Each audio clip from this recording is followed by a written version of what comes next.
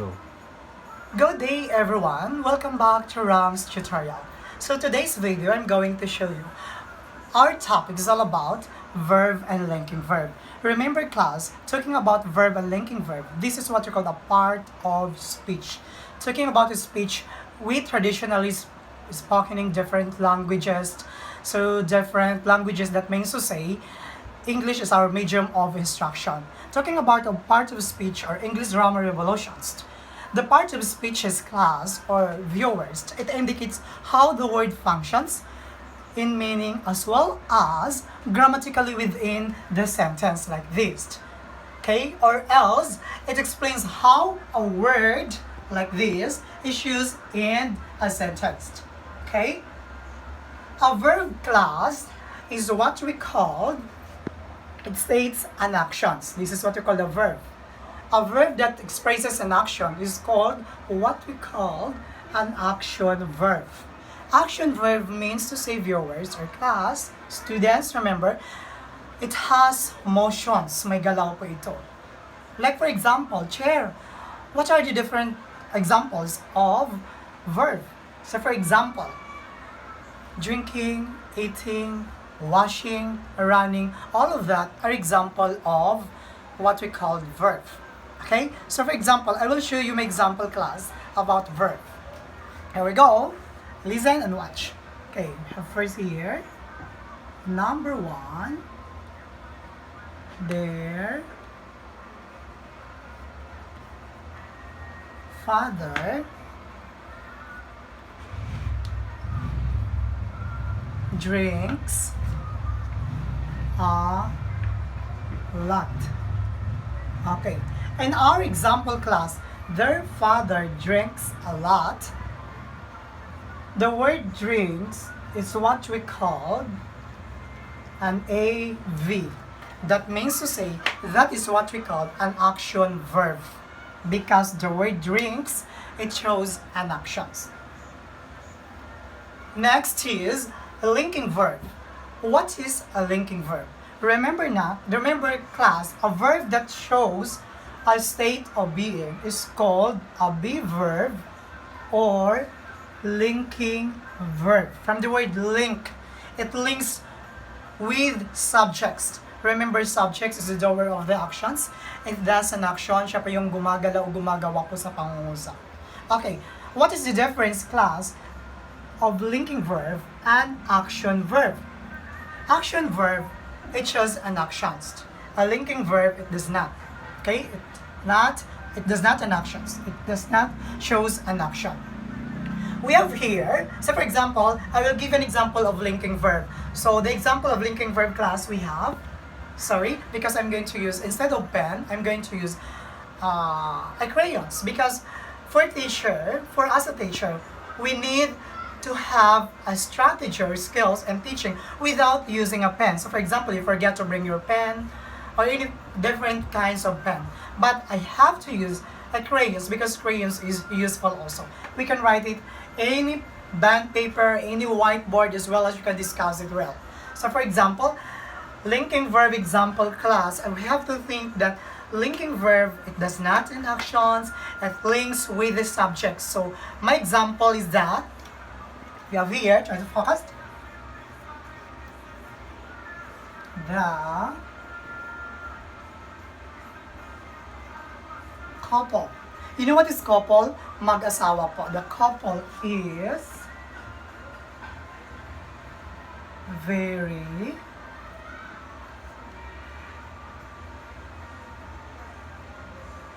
yan. That is my example class. The couple is very famous. Famous means kilala po, known. Okay? It is known. So now, we are going to discuss what is class.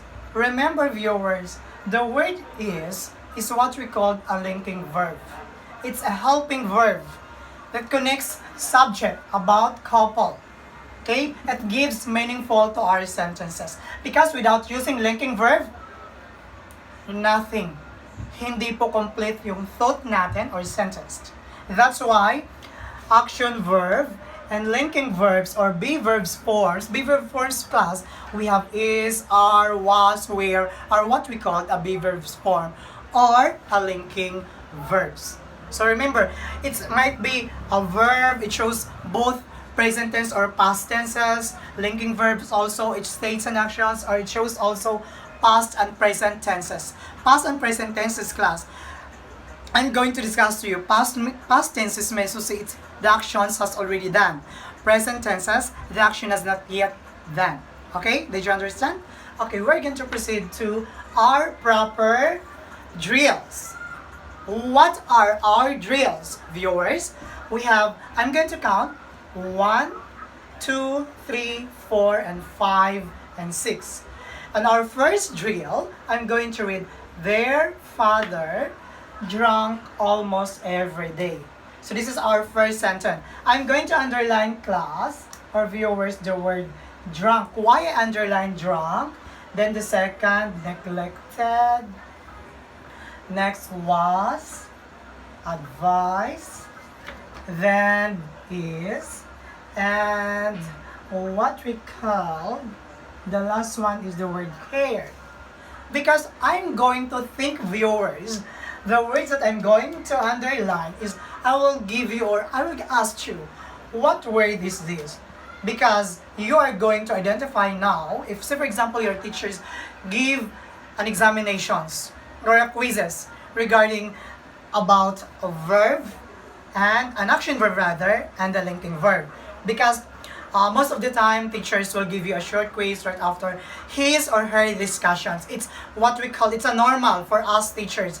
Because I'm going to, what we call, to test every student whether they learn a lot from teachers or it might be not. Because some of the students, we just correct me if I'm wrong, because some of the students, well, teachers in front discussing in front of you, but some students are busy talking with their statements. I am right? Yes, because I already experienced when I teach in high school in different institutions, different universities, different schools. I encountered a lot of different individual characteristics of each student. That's why I teach you and I give you what we call brief discussions, good techniques on how to identify action verb and linking verb. Now class, let's proceed to number 1. Their father drank almost every day. Araw-araw umiinom ang tatay niya.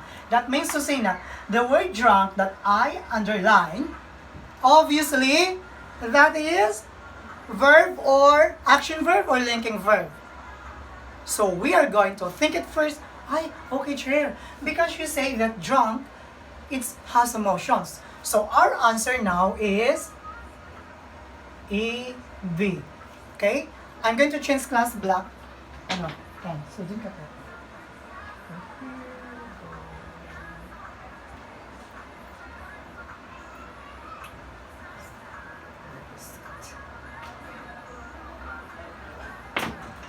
Okay. We have first A, E-V. That means to say action verb. Okay? Next is, he neglected his family responsibilities. Neglected means class. I'm going to discuss each word. So for example, neglected. We underline neglected because we're going to identify whether this word is linking verb or action verb. Neglected means class. Yung responsibility niya being a father. Okay? A family. Of others. Of that particular family rather. So, parang tinalikuran niya yung responsibilidad niya. So the word neglected na, it has motions. It shows motions. It shows an actions. Okay?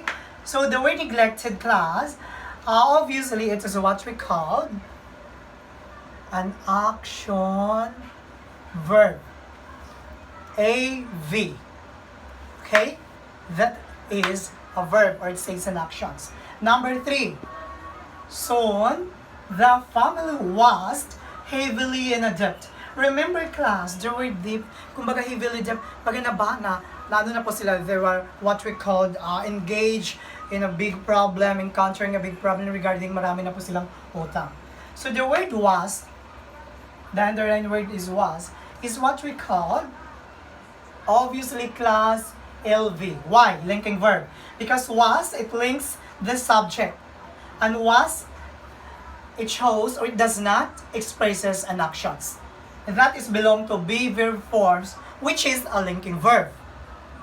Next, number 3 class, we have, okay, 1, 2, 3, rather number 4. The lawyers advised the eldest son to divide the family properties. That means to say, the lawyers advises to nakakatanda na i-divide niya po yung mga family properties po to make it equal to them, for them to be able na hindi po sila magkakaroon ng misunderstanding. Advice class, obviously, it shows an actions. Okay? So we are going to answer A, V. Action verb. The word advise. Nagpapakita po siya ng galaw.